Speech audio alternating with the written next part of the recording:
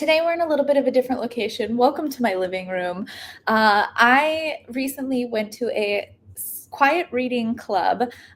Basically, is exactly what it's called. You show up to a delightful wine bar and we chatted. I met other book readers, book lovers, book content creators, and we had a great time. So upon my departure from said event, I spoke to the creators and I was like, I would love to just chat with you. And I have so much admiration for anyone who has an idea and can just go for it. And they're just like, we thought of this and we wanted to do it. And that was the end of it. So I hope you enjoy our conversation. Welcome to Busy Reading Romantasy, a video podcast that discusses books that merge elements of romance and fantasy while occasionally exploring other genres. We get to escape our world and dive deep into themes of good versus evil, power dynamics, and all of the delicious taboo topics. Curiosity and open-mindedness are a must. That being said, this is a podcast for mature audiences only and will contain spoilers. Your mental health matters, so be sure to check the trigger warnings of each book to decide if this is the right episode for you to listen to. Now, let's get into today's episode. I usually record the intro at the end, like by myself, so we can just kind of hop right into it. So originally I would start and I'd be like, "Hi guys, like welcome to this," and I was like, "I can't do this." It's just two people staring at you. Yeah, I know the author would be like sitting there, and I'm like, "Today I'm talking to," and it'd be like, "Okay, let me make sure I get their name right." Yeah. It's like takes a lot of the pressure off. Yeah. But today we have something a little bit different. We're here in my living room. We have some delicious Aperol Spritz, and I'm here with the ladies from the Quiet Reading Club. So it could not have been more perfect timing. I have a friend who lives down in Miami, and she goes to one, and I had been invited to like a book club here, but it was like the type where we had an assigned reading, which is great. Right. And when I'm reading for the podcast as well, it's just that's a lot of books. Yeah. Right. And so I was like waiting, and then boop, the ad popped up, and I was like, yes, oh my gosh, I got the ticket so funny. right away. So you guys created it. Would you guys like to take a moment to just like introduce yourselves, and then we'll kind of get into some book talk, and then book talk TALK. I said, I was like, wait. And then also just talking more about the Quiet Reading Club. Okay. Yeah, sounds great. You wanna go ahead with the talking about the concept? Sure. Katie and I mean, honestly, she's really been the one that's like done like we should do this and like done all the marketing, and like she creates all of our designs and stuff, which is super cool. Yeah. But we both just enjoy it. We both read and enjoy just reading together and traveling. We went for like her birthday, we went around St. Pete and just read together. Oh, that's and so nice. So we've just enjoyed doing that, and kind of we're like, why don't we take this to the community? And this is a thing that we've seen in some other places, and like we need one here. Yeah, absolutely. Right. Yeah. It's like for people who want to read with other people, but maybe don't want to have all the books to read, or don't like certain like flavors of books, and so they can kind of pick their own and still want to have like community. That's honestly where it's a great point of connection. I mean, I think it's, that's the common theme you hear right now. It's so hard to meet people, and it's so nice to be in an environment where you could just meet people with like you have one thing in common, and it doesn't have to be the same genre or whatever. It's simply like, do you like to read even a little bit? And so yeah, it's really opened up like for a lot of people to meet people, which was actually really cool to see, like all the different types of people, all the different types of books that everyone was reading. It was just, I mean, I was honestly surprised by how many different, like, we thought maybe 5 people were going to come. We really we did. When it sold out overnight, we were like, oh. Okay. Give the people what they want, and they will come. Yeah. So we were shocked. I think we first released only 20 tickets, and those sold out within a day. Yeah. And then so then we talked to the wine bar that we're meeting at, and we asked if we could just pack out the whole place, and they agreed to. Yeah. So it worked out. And then the second round of 20 tickets sold out within like 3 hours. Yeah, within 3 hours. That's crazy. Yeah. That's awesome though, because clearly other people were feeling the same. And we'll talk more about the event as well.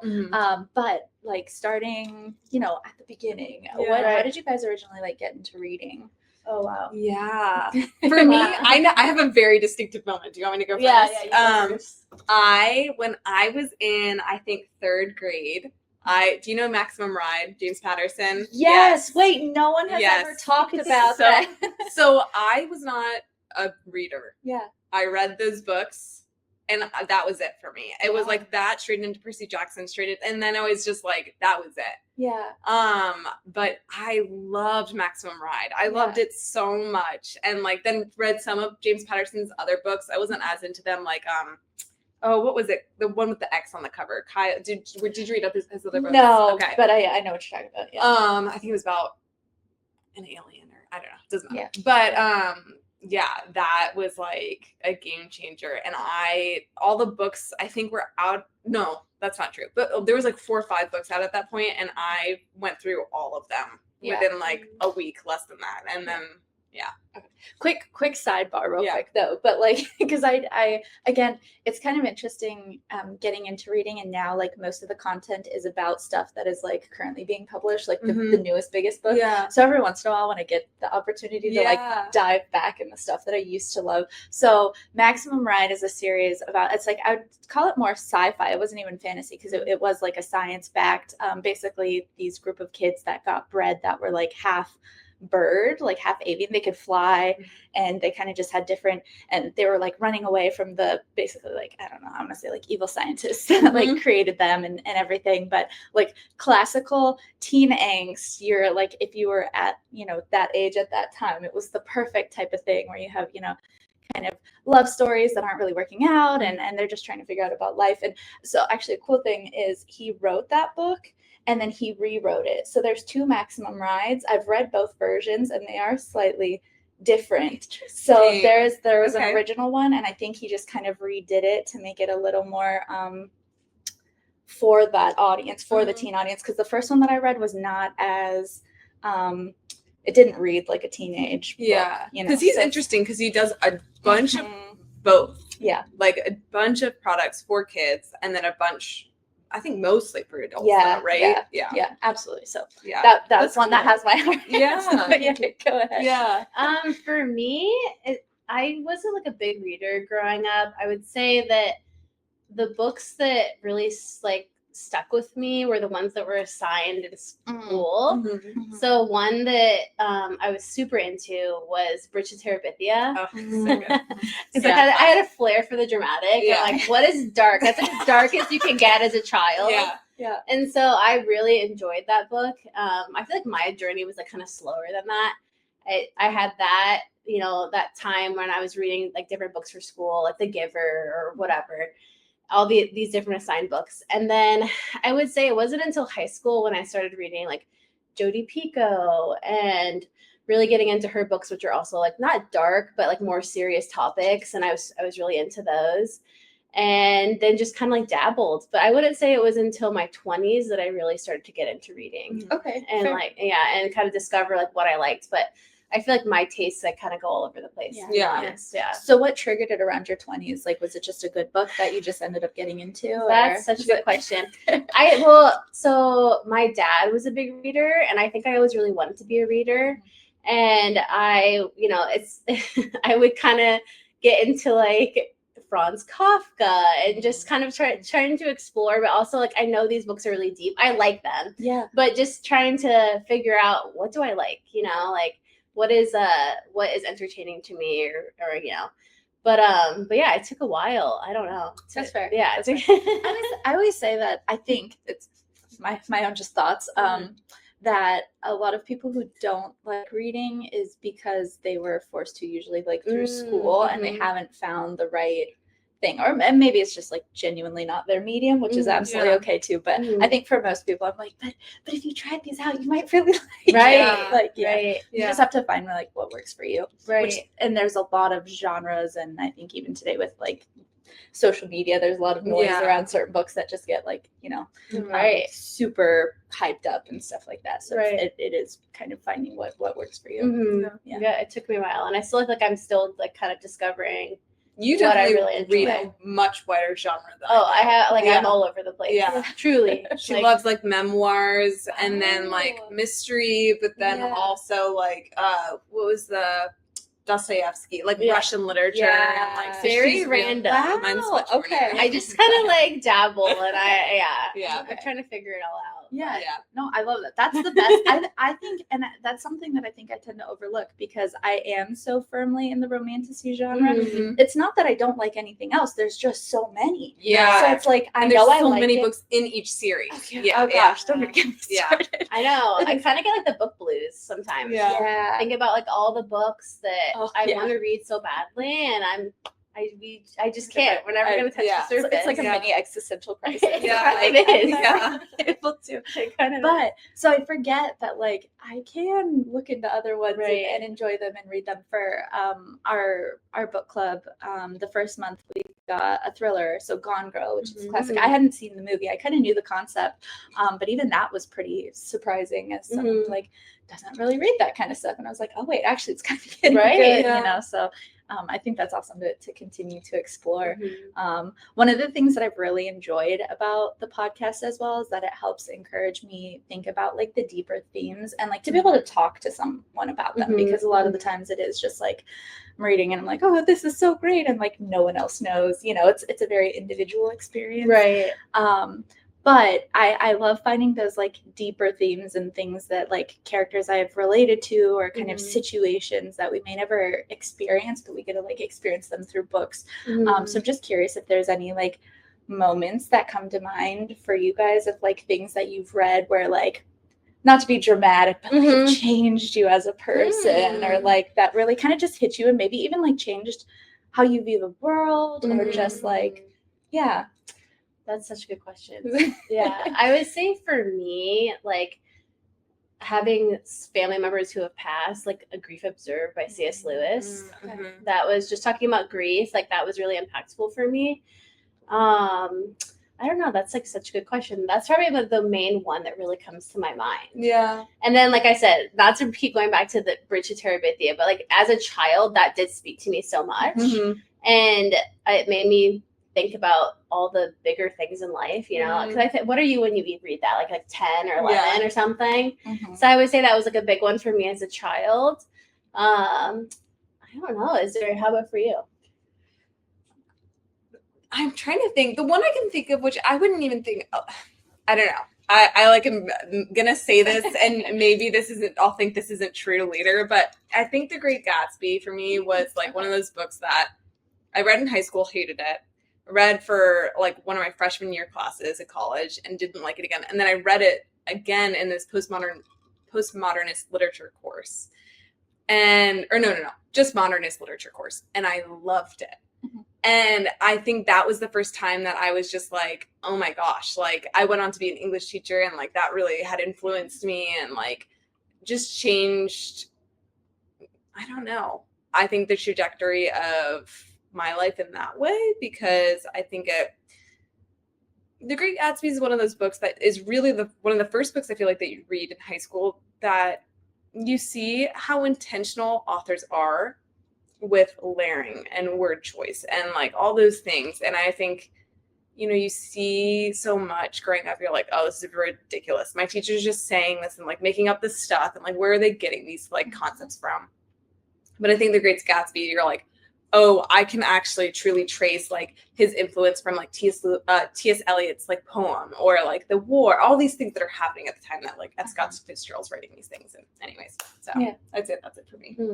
Yeah, that's so true though, because I feel like that was always like the joke of like the curtain was blue to signify his like, depression, things like that. But again, the more that you read, like genuinely, even as I've gone through just this last year of working on this podcast and actually like speaking to the authors where I'm like, okay, let me actually pay attention to this book if I'm going to talk to them, and you start to find those deeper themes and like those layers and stuff like that. I mean, you read a book about reading. It's like, wait, what? Sorry, she didn't write a book. Not yet. Yeah. You read a book about reading well, right? Oh yeah, on reading well. Yeah. So it's by this woman, Karen Swallow Prior. But I'm only like a quarter of the way through that book. But still, yeah. reading it. Yeah, and it's cool to talk about how like books shape us, and it goes through virtues of, and it starts out with the cardinal virtues, which are prudence, temperance. I don't remember the other two, but anyways, and how those concepts, those virtues, are reflected in certain like pieces of literature and have shaped society at the time that they came out.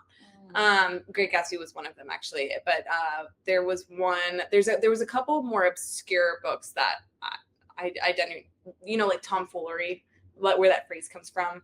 Oh, that it's from a story from I genuinely this is bad. I have no, this is so vague. No pressure. But like whatever that story that phrase is from, and how that shaped society, and how the story came about, and like just those virtues. But yeah. Oh, that's cool. Yeah, that's cool. That is awesome. I think about that a lot because I also, again, being the age that I am and growing up as a teen, and kind of the books that we were, or at least I was more exposed to. You think of things like the Hunger Games, a lot of all those dystopian like teen, dystopian, or like even there was a time where like zombies were the huge thing, and kind of just this like, what is the deeper significance of this like giant horde, and kind of the messaging of like, they're the enemy, but also humans turning on each other, or like all the apocalyptic stuff, like the end of the world, and kind of these like feelings of either hopelessness or corruption or like power, and all those things.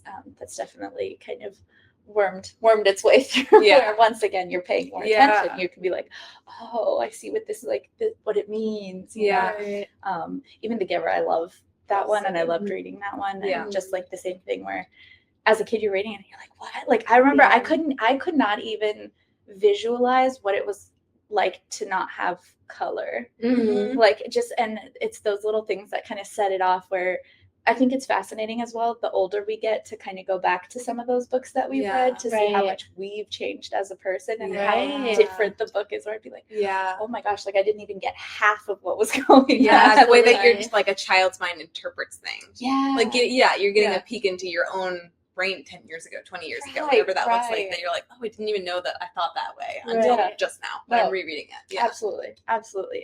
So but what are you guys reading now? Like, what's kind of been interesting to you? You can go ahead. I actually haven't told her this yet. I just started. How far does ACOTAR rank on your list? I know your audience is primarily like Romantasy, and before is it like near and dear to you? Oh, yeah. Okay, I had a bad experience with the first book of ACOTAR. She actually was so nice and so hilarious, and she like recorded. Can I say this? Yes. Okay. Recorded this summary for me, and like did music of like, because I just didn't like the first book, but I just started Sarah J. Maas's Throne of Glass. Thank you. Last night. I'm only a couple chapters in. Okay. But I've liked it a lot better so far. It's a much different flavor. Yeah, so different. But I just started that last night. Wow. So good for you. Yeah. But I know it's hard to like say it. Like, I feel like that is extremely controversial. So I'm so sorry. I'm sorry. I apologize. It's okay. I'm in the minority. So you're the weirdo. It happens. It happens. And I think that's one of the things that I try to say as well, as from the lens of like, books, they're so subjective. And each of our own experiences is how we take them. I was editing an interview for the episode that's literally going to go up tomorrow, and it's the second book of a series, and I basically alluded that, if one character had to die, I wouldn't mind that it was this one person. And the author looked at me and said, and I said, I know, I'm sorry. I'm so sorry. Like, you might have some people come after you. And I'm like, I understand. I get That's it. really funny. Not everything's everyone's cup of tea. That's okay. That's why I fall back to like just knowing that that's okay, and like finding what is for you. I'm excited for your journey. Thank you. I'm excited. I feel like the premise is more interesting to me too, of like, so I mean, like I said, only a couple chapters in, but the main character, Kalena, how do you say her name? Selena. And like her being an assassin and all that, versus Feyre and like her journey with her family and not that it wasn't, it's a different dynamic, and this one appeals to me more. Very much so. Yeah. And I would say obviously the themes of love are a very big part of ACOTAR, and that's like less so with Throne of Glass. It's more of that kind of, like I said, corruption of power and multiple pieces go in. And you meet quite a big cast that you end up following. And everything, so it's a fun one. Yeah. The funny thing with fantasy that like as much fantasy as I've read, I never get used to jumping into a world and all of the names of characters and the names of places that are thrown at you within like a couple pages. And I'm kind of just like, okay, this is, and not only that, but it's also like their names are like Selena, like queen of like Elfheim or something that's not that unique, but like something else that's like a little hard to, you're like, okay, that's not a real word and that's not a real word, and I'm trying to make sense of what I'm reading.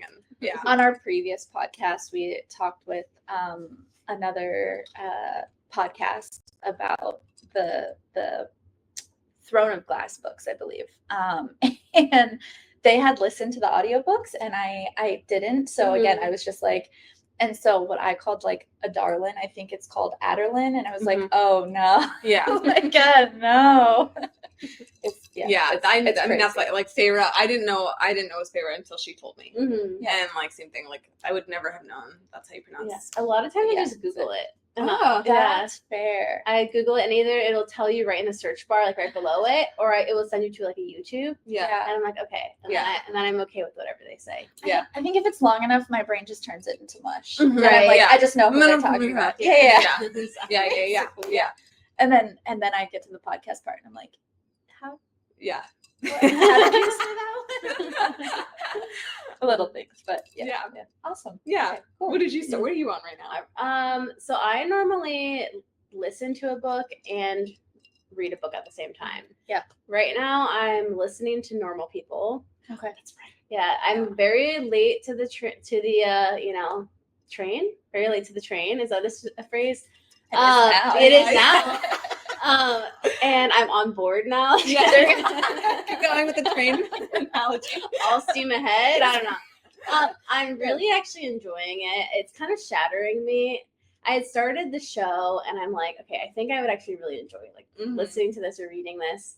And so I stopped watching the show, and it's a lot. It's a lot because it's like it's all about a couple in college. Have you read it? I haven't. Okay. And is it just from both perspectives or just her? It's from both perspectives. Okay. And it just kind of, I don't know, it's just so heart-wrenching in so many ways. So I'm reading that right now and then I'm listening to that. There's a lot of debate on if you say listening or reading. What is your opinion on that? I think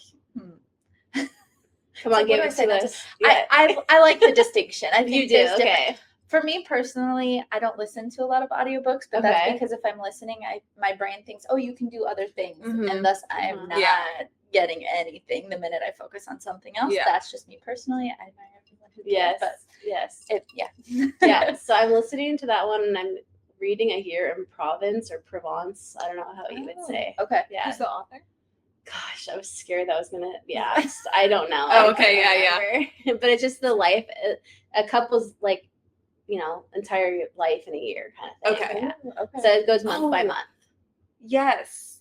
I've heard about I've heard this one. Yeah. So that's what I'm reading. I really like to ask you. Yeah. So anyway, right now I am reading The Gloom Sundered by Dana Bretson. Okay. I only know that because I'm about to email her to talk to her. Okay. Local author? No, not local. She actually reached out to me, so I have like a form on my bio that authors can fill out. Okay. So I got her info, and I'll be talking to her. So far, it's a really cool concept of again in the Romantasy genre, and this pair is going out, and they kind of do like they do work kind of hunting these beasts, but there's this like giant gloom. So just think of like all this gray, and it's been like slowly expanding, and essentially they kind of get caught in it. Mm-hmm. And what we just learned as readers is that you can actually survive in it, and it's not a great place to live. So that's only been like the first 15% of the book. So I'm really excited to see where it goes, because I'm like, oh my gosh. Of course they got split up, and so they think each other are dead, and I'm like, they'll find each other though. Right. Yeah. So yeah, it gets me really excited. I think one thing, if you watch this, you've heard this before. I really love the like fantasy genre in general, just because when there's no limits to what you can create, I think it's really tough, because there's so much out there. So like, how do you just come up with something new? But I'm finding authors who are doing that, and so it's really cool to jump into a world and be like, what are the rules here? Like, what is possible? So that's always very exciting to me, to kind of try to like figure out. Are you somebody who's very into the rules then of like like Brandon Sanderson, of like how the magic system works, and like the history of the world and all those things that like come with the fantasy genre? Yes, to a degree. I think there's always like a level of suspension when you read, or a level of like disbelief. Like, some crazy stuff can happen, and I'm like, okay, like that makes sense. Whatever. There's magic, anything's possible. So there's and then again, there's a line sometimes when it becomes too much, and my brain's like, I don't want to have to study. Like, do I have to take notes? Where I'm like, I don't know what's going on here. So yeah, I think there's a lot of like really clever ways around how. There was a book that I read, Traveler of Heart by Elle Kish, and her system was that their magic was either based on like your head, your brain, your heart, or like your gut, your intuition. And I was like, oh, that's just like slightly different. It's nothing crazy, but like a cool concept, because the main character is Traveler of Heart, so she's like a very heart-based magic user. And I was like, oh, cool, like, you know, I like that. That's cool. It doesn't have to be like crazy complex. So I personally get really overwhelmed when it's too complex. Like Brandon Sanderson, I think it's too much for me. But like, where it's just, I mean, obviously, however many books he's written that are all like so connected, but I'm just like, I want a little bit more plot than there is, like, and I think that's where like Romantasy kind of helps balance that a little bit, because there has to be that romance developing. It takes a bit more of the plot, rather than like going so in depth into this magical world. Again, that's not for everybody, but it's kind of like, it creates that like perfect mix for me. So, absolutely. What are some of your guys' like favorite genres? I know you said you're kind of like all over the place, but I really do love memoirs and biographies. I really like a mystery. I kind of like, I don't know, I'm like into like the darker, more cerebral type of books as well. I really am all over the place, truly. But then I can get into historical fiction. Like I like a Kristen Hanna. I would say like she actually got me out of a reading slump, like reading The Great Alone and The Nightingale. Those were two huge books for me last year that like really got me out of a slump. So I really truly am all over the place. It's a lot of times I will actually go onto like Book Talk and just see what people are saying, and you know, because I would say at the beginning of 2025, like I really amped up my reading. I'm like reading like 7 books a month or more. And so I'm always trying to find something that's like really interesting and what people are talking about. And so actually I kind of feel like right now I'm more going off of what are people talking about, you know, that seems like really interesting. Not like, I mean, I kind of forced myself to read one of the big ones this year. I just read Remarkably Bright Creatures. Have you read that? That's our current book club book. So. Okay. I just read that and I really actually enjoyed it. So I'm kind of, and like normal people, I'm kind of trying to catch up, I guess, with like what are people reading, what's like really good right now, and while also trying to, you know, find the books that are just classics and maybe even more obscure. We actually went up to for my birthday when we kind of went around and did all the different different reading stops, I guess. We went to a bookshop and it was just cool to see like all the crazy unique books that you would never hear. It was like a more of a private local bookshop. And just the things you would never necessarily see at like a Barnes & Noble or Books A Million or something. So I actually picked one up there called Little Lazarus, which I've never heard of that. It was like a short little book, and it was great. But so I'm really truly all over the place. It's kind of like whatever is attracting me at that moment, like that's what I'll read, you know. Yeah. Okay. Yeah. Awesome. Yeah. Awesome. Yeah. For me, I mean, it's classically been like fantasy. I love, like, I went through a big Naomi Novik phase. Have you ever read like Uprooted or Deadly Education? So good. That's been on my list. Yeah. Oh, it's so good. It's so good. And the nice thing about Naomi Novik, I feel like she always like would describe her books as like she wants readers to feel like they've like finished a good meal and like feel satisfied. And so I like knowing that she's not going to do anything so like she's not going to reverse all the character development she's built up. Gotcha. Or like do something that you're like just for the sake of dramatic effect and not as an actual choice, you know? But yeah. I like that. I can appreciate that as a as a fantasy reader. Yeah. Just like I said, there's a level of that disbelief that I can handle, but beyond that, I'm like, you're just throwing crazy stuff out there. Because why not? It gets to a point where yeah. Awesome. Or are you the kind of person who will just stop a book if you're not into it, or do you have to finish it? Yeah. Well, I have to finish it. I am not. I think in my whole reading career, I've officially DNF'd like 2 books. Really? Okay. And so I think for the most part, I'm always like I always just like convince myself like, what if the ending has a crazy twist? Yeah. And I just want to know.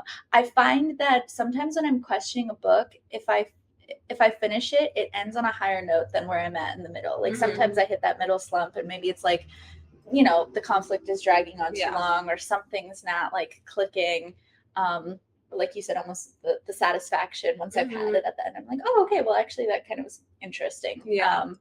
But I admire the people that can be like, this is yeah. Right. What about you guys? Yeah. I think it depends. What do you say? I did not DNF until a couple years ago. I read Child of Light by the guy that wrote the Shannara Chronicles. Do you know what I'm talking about? No. I can't even remember his name, but he was like, it's a big name. Whatever his name is, it's a big name out in the like, especially in the fantasy world. Yeah. And I was like, this is one of the worst books I've ever read in my life. Hopefully he doesn't come on the podcast. I have him next week, actually. It just like never, it almost would have come across as like something that was written by AI well before AI was a thing. You know what I mean? And I was like, this guy has had like TV shows made out of like his books and like things like that. And they're like, anyways, do not recommend. So that was the first book that I ever did. And I've started to more. Just because I don't know. I feel like once I like broke the seal, I was like, I can do this. Yeah. I don't have to commit 20 hours to this book that I really don't enjoy. The world does not crash and burn. I actually just DNF'd the Abby Jimenez book, Part of Your World. Oh, okay. I was so close to the end too. I read like up chapter 37 out of like, this was actually, I was listening. So, you know, that chapters are a little bit off. 37 out of like 41 or 42. But I was just like, I can't do it anymore. I'd already been trying to push through and then I just couldn't do it. But I usually like her books or like Emily Marie or whatever too. But that one just wasn't doing it for me. You're not a DNFer, I feel like. It really depends. I'd have to really, really not like the book. I'll be able to tell that I just am gonna not enjoy it the whole time. But I would say I try not to do that, just to give the book a chance. Like you said, like you kind of want to see if at the end your opinion changes. But I'm trying to think if that's actually ever happened to me, or has my opinion ever changed at the end. Yes and no, probably. But I think like the same thing with you is like I have gotten more okay with putting a book down than I would say when I was younger, when I'm like, I have to finish this. Yeah. Like it feels wrong, you know? Yeah. But now I think just because time is so precious, working and everything. And so I'm like, I think I would rather just read something that I know I'm going to enjoy. Yeah. But I get both sides. That's fair. I will add a little asterisk. My like nerd is gonna come out for a second. But I remember once in school we learned about a bunch of different types of biases, and for some reason my brain just like held on to that. Like, you know, like confirmation bias, all those things. Well, there's one, I forget the like exact name of it, but basically kind of it was this concept where like the more we invest into something, or the more biased we are to it. So like I can see how me finishing the book and then I'm like, well, yeah, I just spent all that time reading. I liked it. Versus being able to just like quit. Yeah. Like, it's okay. Yeah. It's not. Or maybe it's just not the right time in your life, and then you would pick it up later. That's for two. Oh, I just watched. I'm doing the classics, but with like movies. Okay. That's just, I don't watch a lot of TV. And or didn't at least. But what was the one with Keira Knightley? Yes, I just watched that.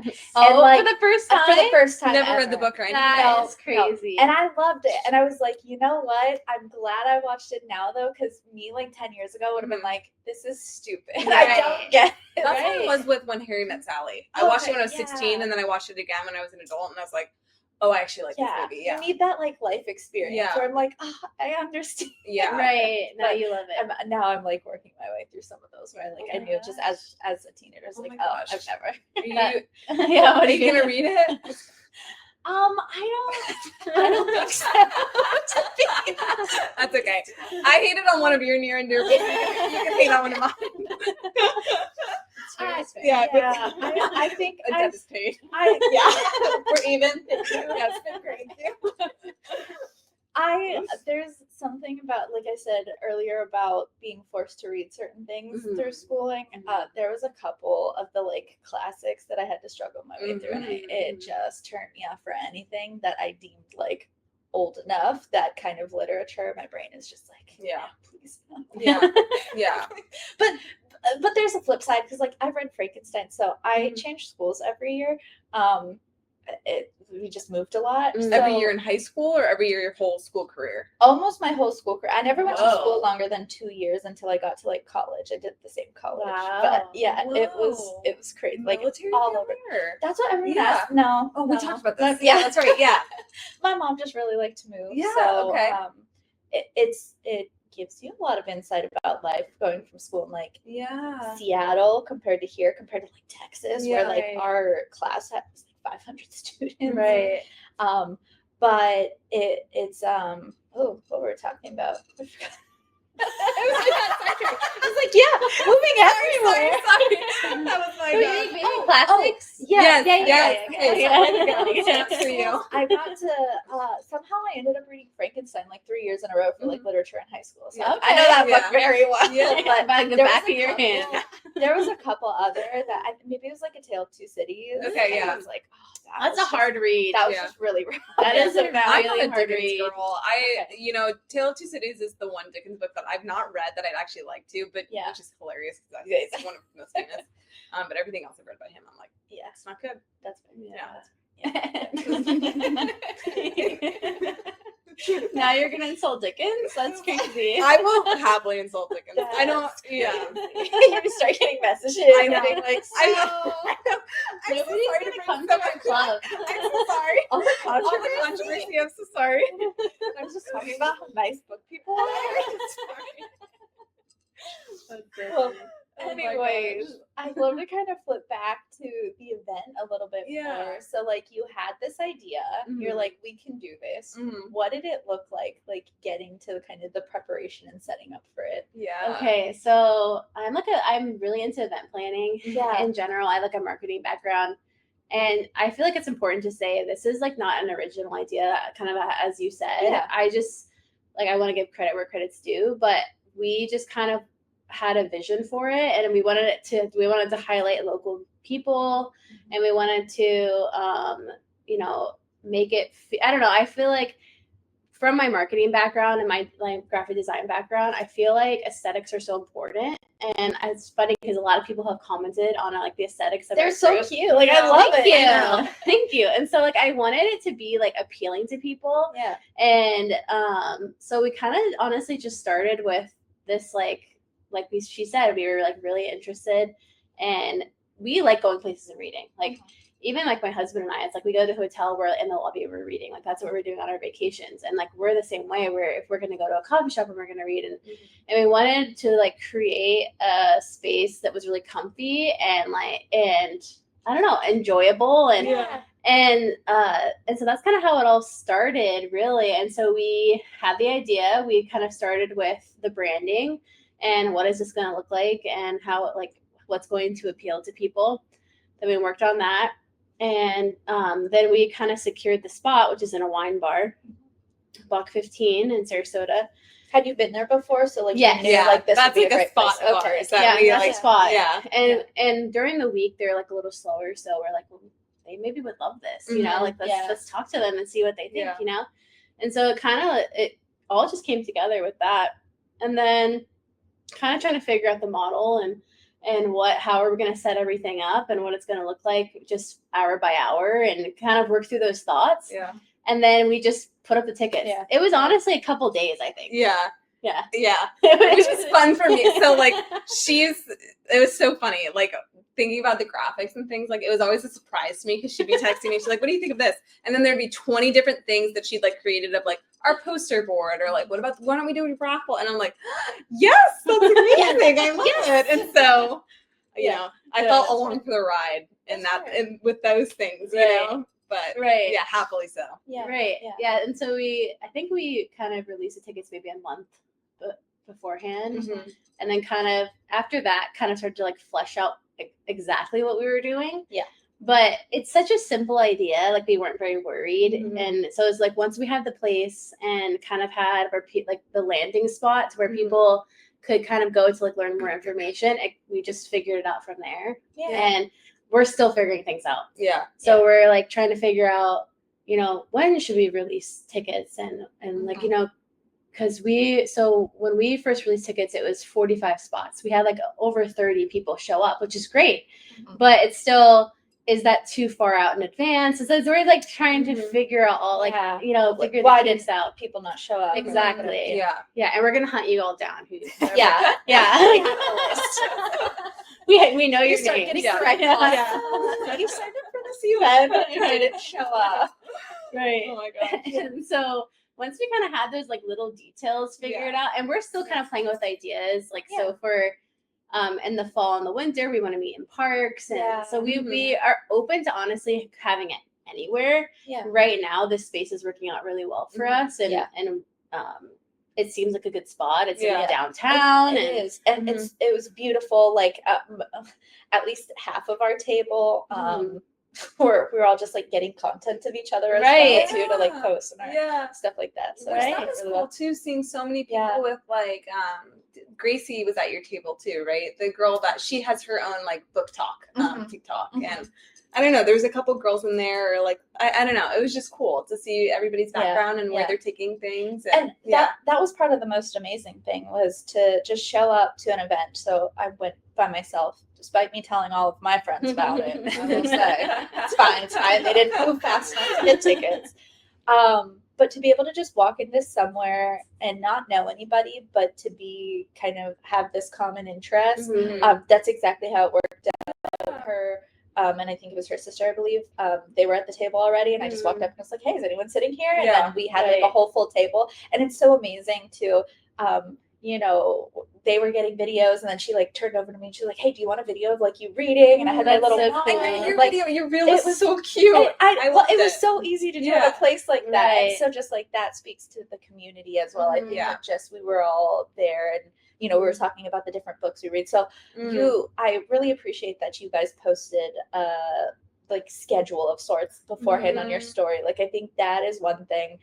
I kind of nerd out about logistics as well, and I think I think I come off as an extrovert, but I'm very introverted. So just even knowing like what to expect, you know, we kind of just know that it's this thing that I'm going to show up and try out, but to know like, okay, we'll have a little bit of a talking time, and then we'll have a reading time, and everyone was super respectful about that.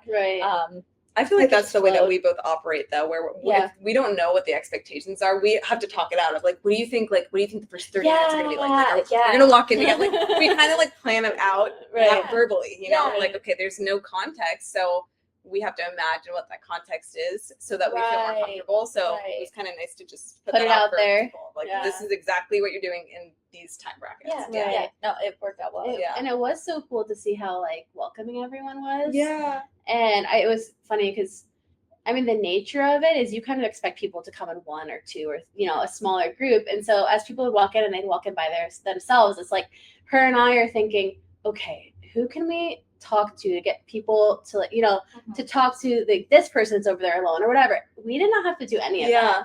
Everyone was so unbelievably welcoming to each other. Yeah. And I would see a person sitting by themselves and the next second there's a couple more people sitting with them. Yeah. And I don't feel like there's many communities like that to where people just feel so, like, warm towards each other. Yeah. And I felt like it seemed like everyone felt comfortable. Yeah. You know, as much as somebody, you know, of course there are people who are just naturally more going to be introverted and they're going to struggle with that more. But I still felt like even those people that were more to themselves, there were people sitting with them and talking with them. Yeah, and even then, like I said, we just naturally, our whole table was like, okay, like anytime someone new would walk up, we'd be like, oh, what are you reading today? Right, like, yeah. And it's so funny because being in the book community, people are always like, well, I have like 2 or 3 options. I want to read. Right. But that's just such an easy way to take the pressure off of like the conversation. I don't normally like small talk, so just the like, hi, what do you do? It's like, no, we love books, so let's talk about books. Right. It's a natural right bridge. Did you feel like the table you were at was like diverse, with everyone was liking like what they were reading, or did you feel like it was all the same genre? Or it was a good mix. I would say at least the 3 of us were all reading Romantasy, so we had like great recommendations for each other as well. And then we had a couple other genres, but like it was still cool to hear what everyone was reading as well too, even when it was a mix. And then we were also like just talking about books we wanted to read, like when we had the free time at the end.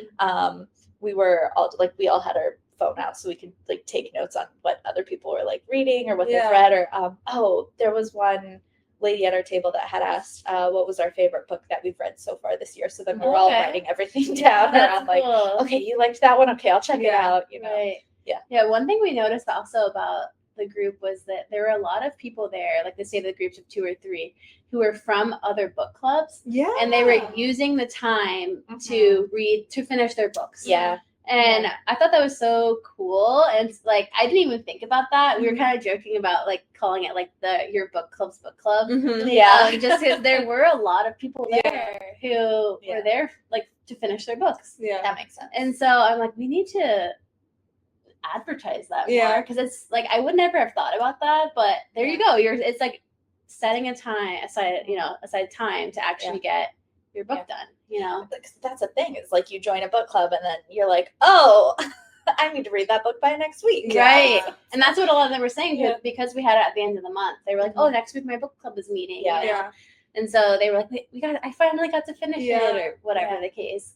But I thought that was really cool. And also just like to set up the rhythms of reading in our lives. And like, I think that to have a time to actually set aside that I know I'm going to go, and even if you don't, I mean, there were a lot of people there who were just talking about books and hanging out, and maybe not talking about books at all, because it's fine as long as people are like having some sense of community. We thought that was really cool.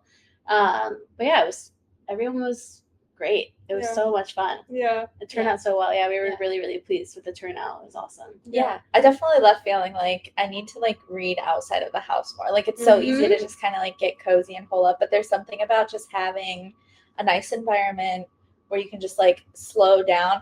I think we kind of see it as 2 ends of the spectrum of like, I need to go out and be super social and I'm like talking to people and like doing all this stuff, or like then, you know, if you get burnt out from that, then I'm like, I just want to stay at home and I don't want to do nothing. So it's like, no, you can go out and just chill and read and like slow down still. It's been a huge one for me. Enjoy a glass of wine. Enjoy some music, you know, whatever you're into. I feel like it was a good space to do that. It surprised me, honestly. Like, it worked out. We were like, at the end, we were like, wow. Okay. It really, honestly, in so many ways felt like a gamble. Yeah, it like, did. We really did not know. 5 people could show up, and that's fine. Like, we were okay with whatever happened. but we were like, literally nobody could come. And that's okay, but we hope people do. Yeah. Right. And some people did, and they were like very excited. Yeah. And they were, taking pictures of everything and videos, and we're like, oh my gosh. Yeah. Wow, okay. Which was it was so fun. It was really fun. All these layers of coming to the realization of like, oh, people are actually excited. Like, even after the tickets sold out, like, I feel like I was still like, oh, people want to be here. Right. Like, it was like shocking to me in different waves. Which was cool. Yeah, it was. Yeah, seeing like some of the girls taking like pictures of Block 15 out front and like getting content up front before even coming in, and I'm like, that was so fun. That or was even of you talking. You did. Yeah. She's like, I looked over and there's just a sea of phones.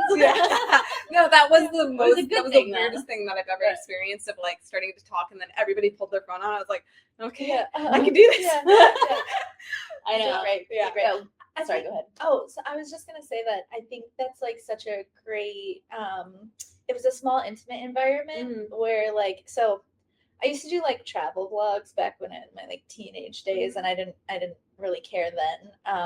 But now there's just certain events where if they're like super fast paced or like super, if it's a lot, then I'm like, oh no, I don't want to like film and get all the things. And this was like the perfect sized event where like I felt like a mini influencer. I was like, oh, let me get my content, but it was like, it was enjoyable, and I felt like in a comfortable spot where like nobody else was judging me. Yeah. Like, that type of thing. Yeah, that's cool. Yeah. A lot of people, I feel like, were like in the same. A lot of people were in the same boat, just trying to, get their content or whatever. So I'm glad that you didn't feel we were doing it. I can't tell you how many times I've been to like big events, and you just feel like either overstimulated or kind of almost like intimidated. Like, oh my gosh, I don't want to like, and this was, once the one person was doing that, I'm doing it, taking videos and everything. So I'm so glad. It's just another layer of like comfort of like, I'm around people that I can have conversation with and just like relax around. Right. Yeah. Right. I know the nice thing about like, I did the planning side and you were the face of it, and that worked out really, really well. Yeah. And so it's funny because it's like, I wouldn't say that I'm not like an introvert, but for whatever reason, I'm like, I need you to be like the face of this club. And you did that really well. Yeah. So Yeah. It's the perfect team. Yeah, exactly. There you go. Yeah. It all worked out. So awesome. Okay, so like looking forward, like what are your ideas? What are your plans? What are your thoughts? Like what's next? Wow. I think no pressure. Yeah. I mean, we definitely are moving forward right now, just meeting once a month. That could change eventually, unless, we're actually doing a collab with a group this week, and they're just using it like they're using our model, and then it's a women's social club. She was actually sitting to my right. Okay, so like I met all the people. Yeah. And so we're gonna do the same thing, but we're gonna do it with her group. So if those types of opportunities present itself, we are open to those opportunities. Yeah. But also we're okay with once a month right now. Yeah. So we have one on June 26th, and so we're looking forward to that. For the future, I think maybe finding different spaces, to say that we always have it at the wine bar, but we want to add a different space as well for another day, have it twice a month. I feel like we're kind of open, to be honest, to what, what's going to happen. We're trying to think of like, different incentives. Like, did you do the, as a child, the Pizza Hut thing where you read a book and you get a pizza? So we are going to do something similar for the club. And so, I like that. Right. And so it's going to be like $5 off a flatbread or something like that. So we're just kind of playing around with different ideas and trying to see what works and kind of going from there. I don't know. What do you think? Yeah. I think other than that, like, I'm excited to see the different venues. Because obviously Books and Bottles is specific to Block 15 and using that space. So it'll be fun to bring Quiet Reading Club to. We've talked about doing Laurel Park. Have you ever been to Laurel Park? It's a teeny tiny park in the middle of downtown. Yeah. It's downtown really Sarasota. It's really adorable, but it obviously not right now. It's way too hot. Yeah. So that's one other venue we've talked about doing. But I'm talking about doing events. So we wanted, like, for Halloween, do everyone dress up as a book character. Dressing makeup. Dressing the bartender up as a romantasy.